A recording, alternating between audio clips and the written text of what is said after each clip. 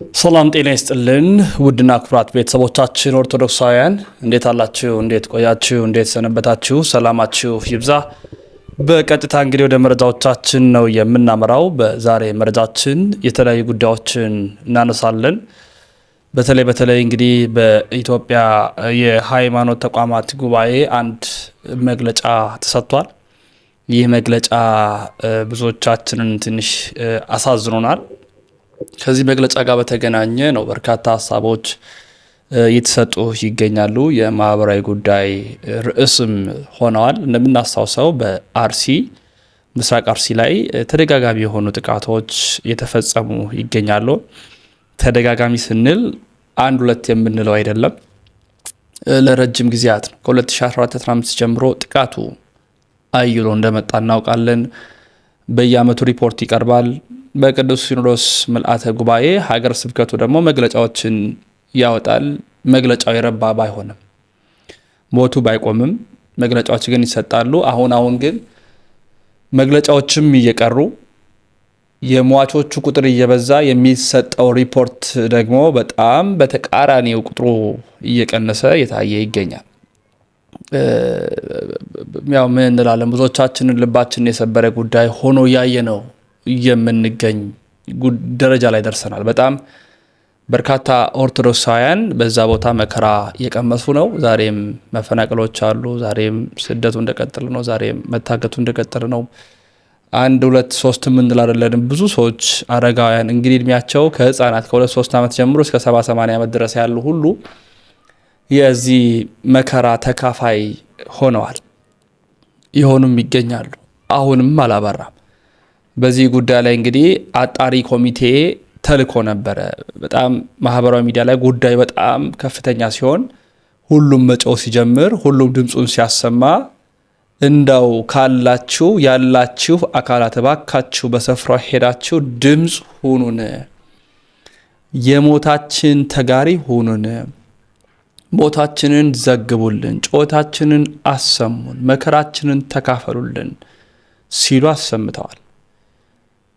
ድምፅ እንድንሆን ሁሉም በማህበራዊ ሚዲያ ጮኋል። ሀገር ውስጥ ከሀገር ውጭ አጀንዳው ከፍ ብሎ ታይቶ እንደምናስታውሰው በካናዳ፣ በአሜሪካ በተለያዩ ቦታዎች ላይ ሁሉ ድምጾች ተሰምተዋል። አሁን በመረጃችን ለእናንተ ያዝነው ወይንም ለእናንተ የምናቀርበው መረጃ ምንድን ነው? የሃይማኖት ተቋማት ጉባኤ አንድ ያወጣው መግለጫ ነበረ። ወደ ስፍራው ሄደው የነበሩ በማለት የገለጸው ማለት ነው። ጥቃት የደረሰ ሃይማኖት ተኮር አይደለም ወይም ሃይማኖታዊ አይደለም፣ ሃይማኖታዊ ግን ለማስመሰል ተሞክሯል አይነት አዝማሚያዎች ሸኔ፣ ፋኖ ምናምን የሚሉ መግለጫዎች ተሰጥቶበታል እና በጣም ብዙዎቹ ወይ ብዙዎቻችን በመግለጫው ትንሽ ያዘንበት እንደነበረ የወጣሉ መረጃዎች ያመላክታሉ እና ይሄን መረጃ በተመለከተ የተሰሙ ያሉ መልእክቶች ምንድን ናቸው? ቪዲዮዎች ደርሶኛል። ከመግለጫውና ከመግለጫው ጀርባስ የተሰሙ ያሉ የኦርቶዶክሳውያን ድምጸቶች ምን ድረስ ተጮኸዋል? ምንስ ተብለዋል? የሚሉትን ላካፍላችሁ ወደድኩኝ።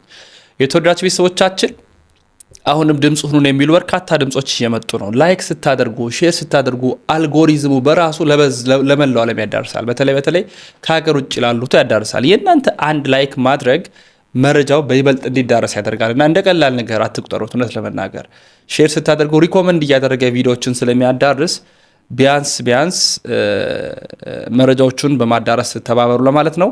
በመግለጫው ላይ የተሰሙ መልእክቶች ምንድን ናቸው? አርብተን እንመለስ። ፋኖና ሸኔ ናቸው አላቸው አይደለም? በሉ ይሰዱልን። ከዛሬ በኋላ የትም ቦታ የሃይማኖት እልቅት ሲደረግ እኚህ ፋኖና ሸኔን ለጥፉልን። ሁለቱንም አንድ ላይ አድርጓቸው። ስላረጋችሁ ማለት ሁለቱንም አንድ ላይ ለጥፉልን። መካነ ሰላም የተገደሉት ሙስሊሞችም ፋኖና ሸኔ አድርጉልን። ሞጣም ለተገደለው ለተቃጠለው መስጊድ ፋኖና ሸኔ አድርጉልን። ግድ የለም ለሁሉም ቦታ ሁሉም ስለሚሆን ከመንግስት ጋር ሁለቱም ተቃራኒ ስለሆኑ ለእናንተም መግለጫ ጥሩ ነው፣ ለእኛም ስንሰማው ጥሩ ይሆንልናል። ለሁሉም ቦታ አድርጉልን። ወለጋ ላይ ለተፈናቀሉትም ሙስሊሞችም ፋኖና ሸኔ ይበሉልን። ለተፈናቀሉት ክርስቲያኖችንም ፋኖና ሸኔ ይበሉልን። ሶማሌ ለተቃጠለው ቤተ ክርስቲያንም ፋኖና ሸኔ ይበሉልን። ለሚወድመው ለሚጠፋው ነገር በሙሉ አደባብሶ ማለፍ ነገ ለእርድ ሌላውን ከማዘጋጀት የተለየ ታሪክ የለውም። ምንም አታመጡ፣ ምንም አትፈጥሩ። የጀመራችሁት ግድያው እንዲቀጥል ፈቃድ ሰጣችሁ የመጣችሁ ነው የምትመስሉት። እናንተ ናችሁ አስገዳዮች፣ እናንተ ናችሁ ገዳዮች፣ እናንተ ናችሁ አራጆች ብላችሁ ለይታችሁ የሚገድለውን አውቃችሁ በፍጥነት የምትመጡ ጥሩ ነው። የመንግስት ተቃዋሚዎችንና ታጣቂዎችን መርጣችሁ ለይታችሁ ብቻ አድርጋችሁ ስትሄዱና የሟቾች ሬሳ ልብንና ኩላሊትን ለያይታችሁ ይሄን ለእንትን እምነት እያላችሁ የሰጣችሁ መምጣታችሁ ለእናንተ ጥሩ ከመሰላችሁ ጥሩ ነው። እኛ ግን እናውቃለን። ስትሄዱ ነግረናችኋል። ሬሳ ልታከፋፍሉ እንደምትሄዱ ነግረናችኋል። እናንተ የገረማችሁ ከቃላችን የማትወጡ በትንታኔ የምትነገሩ እንዲህ በግልጽ የምትታወቁ በመሆናችሁን ያፈርኩባችሁ። እውነት ያ ህፃን ሙስሊም ስለነበረ የተገደለው ወይስ ኦርቶዶክስ ስለሆነ የተገደለው? ያ ህፃን በፖለቲካ አቋሙ ወይስ በዘር በብሔሩ ነው የተገደለው? ያ እውነት በፊት ለፊት እናንተ ለእግዚአብሔር ፊት ሆናችሁ እውነት የማታወሩ ከሆነ እናንተ ፖለቲከኞች እንጂ የሃይማኖት ተቋማት ጉባኤ አይደላችሁ። ምክንያቱም የትኛውም የፖለቲካ ተቋም ከሆነ በፖለቲካ ተቃዋሚውን ይናገራል። የሃይማኖት ተቋም ከሆነ ግን በአላህ ፊትና በእግዚአብሔር ፊት እውነት ይናገራል። በአላህ ፊት ሙስሊሙ በእውነት ይናገራል፣ በእግዚአብሔር ፊት ካህኑ በእውነት ይናገራል። አሊያ ሃይማኖተኛ ሳይሆን ፖለቲከኛ ነው ያግለሰብ። እዚህ ተቋም ውስጥ አጣሪ ከሆኑት ውስጥ ፖለቲከኛ ካልሆኑ በስተቀር ያን 4 ዓመት ህፃን እግሩ እንዲቆረጥ በእናቱ ጀርባ ሆኖ የገደለው አካል በምንድን ነው የገደለው? በሃይማኖቱ ነው? በፖለቲካ አቋሙ ነው? በፖለቲካ ድጋፉ ነው? በምኑ ገደሉት ያንን ህፃን? በምን ተኮሱበት ያንን ህፃን? ያችን የ8 ዓመት ህፃን 8 ቦታ በገጀራ ቆራርጠው ሊገሏት ራሷን እስክትሰጥ እግሯን ቆርጠው እጇን ቆርጠው ሊገሏት ጥረው የሄዱት በየትኛው የሃይማኖት አቋሟ ነው? በየትኛውስ የፖለቲካ ድጋፏ ነው? አያችሁ፣ እናንተ ራሳችሁ ልጆቹን እንዲገደሉ ሌላ ገጀራ ስላችሁ መጣችሁ። ባለቤቴን አቆን ሞት ማንም ትኩረት ሊሰጡ አይችልም። እናንተ በአንድ መግለጫ ችላ ብትሉንም የሰማያዊ ንጉስ ግን ችላ አይለንም። ሰማያዊውን አክሊል ያቀዳጀናል። እነሱ ቦታው ድረስ ሄደው ሞታችንን የሸፋፈኑበትና የደባበሱበት ምክንያት እናንተ ነገሩን ከስሩ ስላላላችሁት ነው። እናንተ ነገሩ ላይ ትኩረት ሰጥታችሁ ስላልተነጋገራችሁበት ነው። ድምጽ ስላልሆናችሁት ነው። አባት እኮ እንደ አባት ሲሆን ነው የሚያምርበት። እረኛ እኮ ከበጎቼ በፊት እኔን ሲል ከልጆቼ በፊት እኔን ሲል ነው የሚያምርበት። እማምላክ ወላዲት አምላክ ትፋረዳችሁ። የኢትዮጵያ ሃይማኖት ጉባኤ አጠናው ባለው መሰረት እምነትን ቤዝ ያደረገ ጥቃት አልነበረም የሚል ነገር ነው ይዘመት። እኔ ሙሉ ሪፖርቱ እስኪወጣ ድረስ መጠበቅ ፈልጋል። ግን አባገዳም ተገለዋል ነው እየተባለ ያለው ወይም ተጠቅቷል ነው እየተባለ ያለው። አባገዳም ሞቶ ነው ጃዋር ሰላም የሰጠን? አባገዳም ሞቶ ነው በሰላም ገብተን እየወጣን ያለ ነው? ለጃዋር ኦሜን ኦኤንን ኦቢኤስ በሰላም ተኝተው ውለው ያደሩት ለዚህ ነው ያላችሁ ማለት ሲሪየስ ብንሆንስ አንዳንድ ነገር የመጨረሻ ሪፖርት ላይ እናወጣለን ብላችኋል። የትኛው አባገዳ ነው የተገደለው? የትኛው አባገዳ ነው የተጠቃው? በሽታችንን ከደበቀን መድኃኒት አናገኝም፣ ፈውስ አይሆንልንም። መካነ ሰላም ላይ ሙስሊሞች ተገለዋል ብለን ተናግረናል። በግልጽ ነው የተናገርነው። ፋኖ ገደለው፣ ሸኔ ገደለው አይመለከተኝም። ነገር ግን መካነ ሰላም ላይ ሙስሊሞች ተገድለዋል። መደበቅ አያስፈልግም። አርሲ ላይ ሸኔ ገደለው፣ ፋኖ ገደለው፣ ማንም ይግደል ማንም ሃይማኖቱን አይደንቲፋይ አድርጎ በኦርቶዶክሳዊነቱ ነው የተገደለው ነው እየተባለ ያለው። ሃይማኖት ተለይቶ ነው እየተገደለ ያለው ነው እኮ ያልን ያለ ነው። በእርግጥ የሃይማኖት ተቋማቶች አብሮ አንድ ላይ ሄደው ምርመራ ማድረጋቸው መልካም ነው፣ ታማኝነታቸውን ይጨምራል ብለን እናስባለን። ነገር ግን ምንድነው በዘመንም በኢህአዴግ ዘመን የሚያየነው ነገር ምንድነው? ሃይማኖት ተቋማቶቻችን የሚመሩ ሰዎች ፖለቲካል ናቸው። እኔ አሁን ለምሳሌ ምንም አይነት መግለጫ ከካውንስል ብታወጣልኝ ማለት ነው አልሰማህም። ኢንዲፔንደንት የሆነ ተቋም ያጥና ነፃና ገለልተኛ የሆነ በሰብአዊ መብት ላይ የሚሰራ የኢትዮጵያም ይሁን ከኢትዮጵያ ውጭም ያለ ኦርጋናይዜሽን በቃ ይሄን ጥናት ቢያጠና ነው የሚሻለው። እኔም ፐርሰናሊ ይሄን ሰው ያላም ነው የወንጌላውያን አብያተ ክርስቲያናት ካውንስል ከሚባል ውስጥ አንድ መግለጫ አላምንም። አንድም ጥናት፣ አንድም መንፈሳዊ ነገር፣ አንድም የፖለቲካ ነገር ከዛ ኢንስቲትዩሽን ውስጥ አላምንም። እነዚህ ኢንስቲትዩሽኖች ታማኝነታቸውን በህዝብ ውስጥ አጥተዋል። እምነታቸውን ሪፕሬዘንት አያደርጉም፣ ህዝባቸውን ሪፕሬዘንት አያደርጉም። መደባበቅ የለብን። ሙስሊም ከሞተ ሙስሊም ሞተዋል፣ ክርስቲያን ከሞተ ክርስቲያን ሞተዋል። አማራ በአማርነቱ ከተገደለ አማራ ተገለዋል፣ ኦሮሞ በኦሮሞነቱ ከተገደለ ኦሮሞ በኦሮሞነቱ ተገለዋል። እንደዚህ ነው መሆን ያለበት በቃ። ምክንያቱም ስንሸፋፍነው እንግዲህ የሃይማኖት ተቋማት ጉባኤ ከሰጠው መግለጫ በኋላ ብዙዎች በማህበራዊ ሚዲያ የተለያዩ ድምጾችን አሰምተዋል። እውነት ለመናገር ትንሽ ቅር ያሰኛል። ምክንያቱም የህፃን እግሩ ሲቆረጥ ያቺ 8 ዓመት ልጅ እንደዛ መከራ ስትቀምስ ከዛ በላይ ብዙዎቹ ሲገደሉ ዛሬም ድረስ በየጋራ ሸንተረሩ ሲሯሯጡ ለመትረፍ የሚሞክሩ ብዙዎች ሆነው በዛው ልክ ዋጋ እየተከፈለ ባለበት ሰዓት ጉዳዩን ወደ ሌላ ማዞሩ ጥሩ ነው ብለን አናምንም። ግን ተባለ። ይሄም ያስከፋቸው ብዙዎች እንደሰማችሁት ድምጻቸውን አሰምተዋል። አርሲ ላይ የተገደለ ያለው ክርስቲያን ግን ማን ነው? ምንድነው? መምህራንስ ምን አሉ? ይሄም ባስደምጣችሁ ይሻላል። ማህበረ ቅዱሳን ዛሬም በዘገባው እየተገደሉ ስላሉት የዘገበ ይገኛል። እሱንም አስደምጣችኋለሁ። የመምህራኖችን ማድመጥ እንመለስ። የአርሲ ክርስቲያኖች አሁን አያቸዋቸው እኮ አሁን እኛ መከራ ደረሰብን ነው ታዲያ የሚያስብለው? መከራ ደረሰብን እኛ።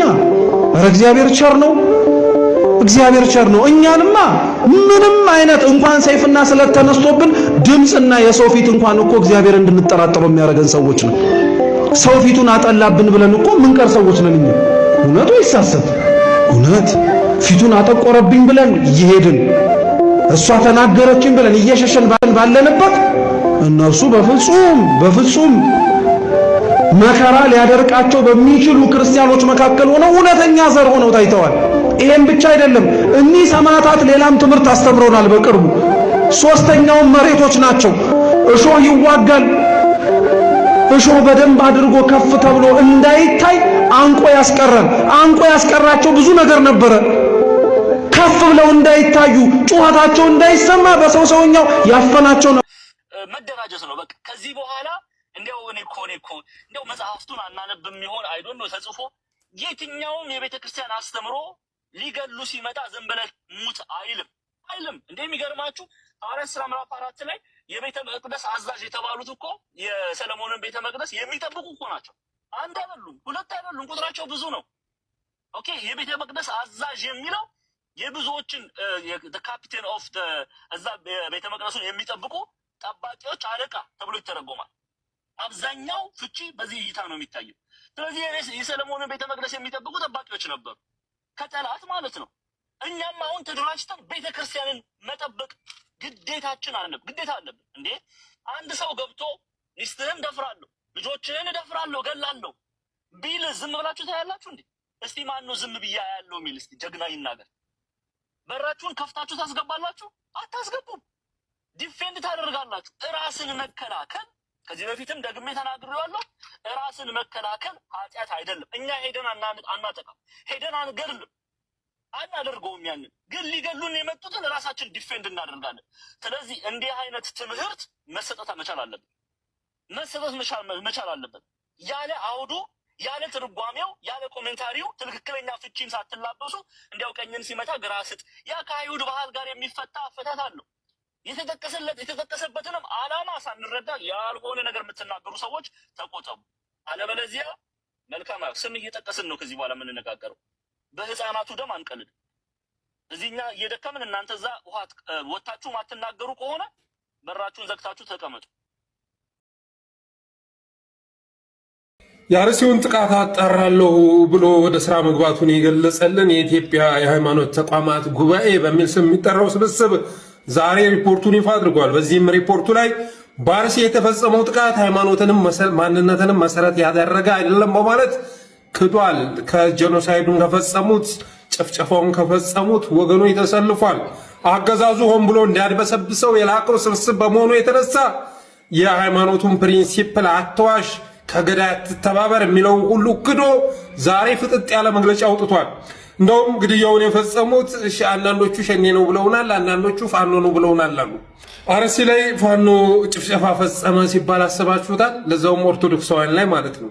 እና ጭራሽ ለኢትዮጵያ ጆሮ ሊጥም የማይችል መግለጫ ይዞ መጥቷል። ዛሬ እነዚህ ሰዎች የሞቱ ወገኖቻችንን ለሁለተኛ ጊዜ ገለዋቸዋል። በወንጀል እንፈልጋቸዋለን፣ እንጠይቃቸዋለን። የፍትህ ቀን መምጣቱ አይቀርም። ዛሬ ነፍሰ ገዳዮችን ለመታደግ ነፍሰ ገዳዮች ስልጣን ላይ በመቀመጣቸው የተነሳ እነሱን ለመታደግ ብለው ጭራሽ ለኢትዮጵያ በማይጠቅም መልኩ ለራሳቸውም በማይጠቅም መልኩ እንደዚህ አይነት ፍርደ ገምድልነት፣ እንደዚህ አይነት አጭበርባሪነት፣ እንደዚህ አይነት ዋሾነት፣ መሸጦነት በኢትዮጵያ ታሪክ ታይቶ አይታወቅ። አንድ ምዕመን አንድ ግለሰብ እንኳን እንደዚህ አይነት ክህደት አይፈጽምም። እነዚህ የሃይማኖት አባት ሊባሉ ቀርቶ ጭራሽ ሃይማኖትም የላቸውም። ከሃዲያን ናቸው። ከሃዲያን የአርሲውን ጥቃት ማን እንደፈጸመው ማን እንዳቀነባበረ ይታወቃል። አገዛዙ ሲፎክር ነበር፣ ብዙ መረጃዎች ሲመጡ ነበር እና ገዳዮቹ በህግ እንዳይጠየቁ መንግስትም እንዳይጠየቅ ጭራሽ ሸኔና ፋኖ ላይ ለድፈው መጥተዋል። ግን ይህንም መዝግቡት፣ ዋጋ ትከፍላላችሁ። ዛሬ ባዳፈናችሁት ፍትህ ዋጋ ትከፍላላችሁ። አቅም አይኑረን። አንዱ ሲጮህ ግን እንዴት አንዱ አይጮህም? አብሮ አንዱ ሲጮህ ኦሮሚያ ውስጥ ያሉት ክርስቲያኖች መከራ ሲቀበሉ ሌላው ለምን ተኛ? ለምን አብሮ አልጮህም? ነግበኔ እንደሆነ አያውቅም እንዴ? የወደቀው እኮ አብይ ነጌ ነው፣ ሽማግሌ ዞን ነው። እኔም ሽማግሌ ነኝ። ስለዚህ እሱ ከወደቀ እኔም መውደቂያ አይቀርም። ነገ የሚያነሳኝ እንዳላጣ ሲጮህ አብሬ መጮህ አለብኝ። እነሱም ችግሩን ስለሚያውቁት ነው። ስለዚህ በክርስቲያን ወገኖች ላይ የደረሰው መከራ የኔ መከራ ነው ብሎ ማሰብ አለበት አንድ ሰው፣ አንድ ኦርቶዶክሳዊ ሰው። ጮሁ ዞር የነሱን ጮህት ሰምቶ ይላል፣ በጋራ የጮሁትን ጮህት ሰምቶ ውርዙ ነጌ መጣ። ርዕሳችን ይሄ አይደል? ውርዙ ነጌ መጣ። ውርዙ ማለት ወጣት ማለት ነው። እሱ ስላላረጀ ጉልበቱ ይታጠፍለታል፣ ወርቹ አልጠነከረበትምና መጥቶ ከኩምቢው ገብቶ ዝቅ ብሎ ተንበርክኮ የወደቀውን አብይ ነጌ ሽማግሌ ዞን ከወደቀበት አነሳው። እንዲህ አድርጎ በዚህ መንገድ እንዳዳነን ሊቃውንቱ አመስጥረው ተናግረዋል ማለት። አብይ ነጌ የተባለው አዳም ነው፣ አባታችን አዳም ነው። ያ ሽማግሌው ዝሆን ወርቹ ጠንክሮበታል፣ ጉልበቱ አይታጠፍለትም ማለት ወርች የተባለው ንጽህና ነው። ንጽህና አጥቶ ነበረ፣ በኃጢአት ምክንያት አርጅቶ ነበረ። አዳም በስንት ዓመቱ እንዳረጀ ታውቃላችሁ? አታውቁ? ሰው በዚህ ዓለም አሁን በስንት ዓመቱ ነው የሚያረጅ? በ70 በ80 በዚህ አይደል? አዳምስ በስንት ዓመቱ? በ7 ዓመቱ ታውቃላችሁ? በ7 ዓመቱ ማርጀት እንዳለ ሲፈጠር አዳም በቃ ገና ሲፈጠር 30 ዓመቱ ሆኖ ነው የተፈጠረው። 30ውን ዓመት አልኖረበትም። የምንቆጥረው ከተፈጠረበት ዘመን ጀምሮ ያለውን ነው። ከዚያ በኋላ ከገነት እስኪባረር ድረስ በገነት 7 ዓመት ነው የኖረ እና በ7 ዓመቱ ነው ያረጀ። አያችሁ፣ ኃጢአት በልጅነት ያስረጃል። አሁን እኛ አርጅተናል። በስጋ ወጣቶች ነን ብላችሁ ታስቡ ይሆናል። ነፍሳችን ግን አርጅታለች። በኃጢአት ምክንያት ተጎሳቁላለች፣ ሸምግላለች፣ ሽበት አውጥታለች። ምንድነው ያስረጃት? ኃጢአት። ስጋችን ገና ይሆናል፣ ነፍሳችን ግን አርጅታለች። ስጋችንስ ቢሆን አርጅቶ አይደል? የእርጅና ምልክቱ መርሳት ነው አይደል? መርሳት ነው። የተማርነውን እየረሳ ነው አይደል? ተቀጣጥረን ነገ በዚህ ሰዓት እንገናኝ ብለን ወጣቱ አብዛኛው ሰው ረስቸው ነው የሚል አይደል? አርጅቷል። ያለ እድሜው ያስረጀው ምንድነው? ኃጢአት። መጠጡን አይረሳም፣ ኳሱን አይረሳም። ጽድቅ ሲሆን ግን ይረሳዋል። እና እስኪ አስቡት፣ አሁን ለመንፈሳዊ ሕይወታችን የሰጠነው ቦታ ምን ያህል ነው? በጸናው መናገር ነው እንጂ የበረታችሁ ትኖራላችሁ። ግን በአጠቃላይ ወጣቱ የት ነው ያለው? ዛሬ እንኳን ቤተክርስቲያን ጭንቅ ውስጥ ሆና፣ አገር ጭንቅ ውስጥ ሆና የት ነው ያለው? በተራ ሐሳብ ውስጥ ዛሬ ድረስ አዳራሽ ሞልቶ ኳስ ያያል። ዛሬ ድረስ ማለት ዛሬ እንኳን አይመጣም፣ አይደነግጥም። እና ለዚህ ነው አባ ሕርያቆስ አዳም በ7 ዓመቱ እንዳረጀ ሲነግረን ወብኪ ተሐደሰ ቀዳሜ ኩሉ ፍጥረት፣ ታላቁ ፍጥረት አዳም ባንቺ ታደሰ። ምን ሆኖ ነበር? አርጅቶ ነበር። በ7 ዓመቱ አርጅቶ በእመቤታችን ምክንያት ነው የታደሰው ማለት። ስለዚህ ሽማግሌ ዞን የተባለው ማን ነው? አዳም። ወርቹ ጠንክሮ ነበር፣ አልታጠፍለት ብሎ ነበር ማለት ኃጢአት ሰልጥኖበት ንጽህና አጥቶ ነበረ ማለት ነው። ከዚያ በኋላ እርጅና ስለተሰማው እረፍት ሲፈልግ ወይም እረፍት ሲሻ ከምን ተደግፎ ነው የሚተኛ አልኳችሁ? ከእንጨት ከዛፍ አይደለ? ስለዚህ ዲያብሎስ መጥቶ አምላክ ትሆናለህ ለምን አምላክ አትሆንም ብሎ ምክር ሲመክረው በምንድነው አምላክ መሆን ብሎ ጠየቀው። ዕፀ በለስን ብትበላ ያ አብይ ነጌ የተጠጋት እንጨት የዕፀ በለስ ምሳሌ ናት። አዳም ተስፋ ያረጋት ዕፀ በለስን አይደል በልቻ አምላክ ሆናለሁ ብሎ ነበረ። ግን ያነ ዝሆን እንጨቷን የተጠጋ ለማረፍ ነበር አይደል? ግን አሳረፈችው፣ ገደል ነው የከተተችው ያኛው ዝሆን። አዳምም ዕፀ በለስን የበላው አምላክ ሆናለሁ ብሎ ነበረ። አምላክ ሆነ? እንኳን አምላክ ሊሆን ሰው መሆን አቃተው። ከክብሩ ተዋረደ፣ ከነበረበት ሀገር ወጣ። እንዲያ ሆነ። ስለዚህ ያቺ የዕፀ በለስ ምሳሌ ናት። ልክ እነዚህ አዳኞቹ የተባሉት አጋንንት ናቸው። አዳኞቹ እንዳይጠረጥር ምን ቀብተዋት? ጭቃ ቀብተዋት፣ ከርክረው ጭቃ ቀብተዋት ሂደው እሷን ተመርኩዞ ነው የወደቀ። ስለዚህ አዳምንም እንዳይጠረጥር ምን አለው ሰይጣን? ዕፀ በለስን እኮ የከለከለህ አለው አምላክ እንዳትሆንበት ብሎ ነው። ስለዚህ ብላና አምላኩን ብሎ አጠራጠረው። የእግዚአብሔርን እውነት ትቶ የሰይጣንን ሐሰት ሰማ። አዳም ወደቀ። ለምን ዝም አሉ? በመላው ዓለም የምትገኙ ውድ ኦርቶዶክሳውያን አካውንቴ አደጋ ውስጥ ስለሆነ እባካችሁ ኮፒ ሊንክ አድርጉልኝ። እንግዲህ እንደዚህ ብሎ መናገር ለኔ በጣም ትልቅ እፍረት ጭምር ነው፣ ግን ፕላትፎርሙ ያመጣው ህግ ስለሆነ ግዴታ ሆኖብኝ ነው። የምለቃቸው መልእክታት በትክክል እየተያዩ ስላልሆነ ብቻ ነው። ሰሞኑን በአርሲ በኦርቶዶክሳውያን ላይ እየተፈጸመ ያለውን ግፍና መከራ በተመለከተ መናገር ያለባቸው ሰዎች ለምን ዝም አሉ የሚል ጥያቄ ከምስራቅ፣ ከምዕራብ፣ ከሰሜን፣ ከደቡብ ከአራቱም አቅጣጫ ይነሳል፣ እየተነሳም ነው። ይሄ ጥያቄ የኔም ጥያቄ ነው። በሐዋርያት መንበር ላይ የተቀመጡ አባቶቻችን የቤተ ክርስቲያን መሪዎች ለምን ዝም አሉ? ሐዋርያት የሰበኩትን ስብከት፣ ሐዋርያት የሰበኩትን ወንጌል በየአውደ ምሕረቱ የሚያስተምሩ እጅግ በጣም ተደማጭና ተደናቂ መምህራን በአርሲ ኦርቶዶክሳውያን ላይ የደረሰውን መከራ ለመናገር ለምን ዝም አሉ? በየአውደ ምሕረቱ በቅዱስ ያሬድ ዜማ በሚመስጥና በሚያስገርም ሁኔታ የሚዘምሩ ዘማሪያን የኦርቶዶክሳውያንን መከራ ይቁም ብሎ ለመናገር ለምን ዝም አሉ? የቤተ ክርስቲያን ድምቀት ወጣቶች፣ የሰንበት ተማሪዎች ለምን ዝም አሉ? በየአውደ ምሕረቱ በእልልታና በሆታ እግዚአብሔርን የሚያመሰግኑ የቤተ ክርስቲያን ልጆች ምዕመናን ለምን ዝም አሉ? በማህሌቱ፣ በቅድስቱ፣ በመቅደሱ እግዚአብሔርን የሚያወድሱ መምህራን፣ ካህናት፣ ዲያቆናት ለምን ዝም አሉ? የብዙዎቻችን ጥያቄ ነው።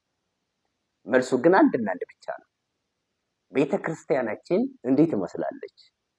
አይኗ የታወረ፣ ጆሮዋ የደነቆረ፣ አፏ የማይናገር፣ እጇ የሰለለ፣ እግሯ መራመድ የማይችል እናት ትመስለኛለች። ይህንን ስል ተጋድሏን ያልጨረሰች ቤተ ክርስቲያን በፈተና ውስጥ ያለችትን ማለቴ ነው። ያ ማለት በሕይወተ ሥጋ ያለን እኛ ክርስቲያኖች ነን። በአይን የሚመሰሉ የቤተ ክርስቲያን መሪዎች አባቶቻችን ናቸው። አባቶቻችን ዛሬ የምዕመናንን መከራ፣ የምዕመናንን ስቃይ በትክክል እየተመለከቱ ነውን?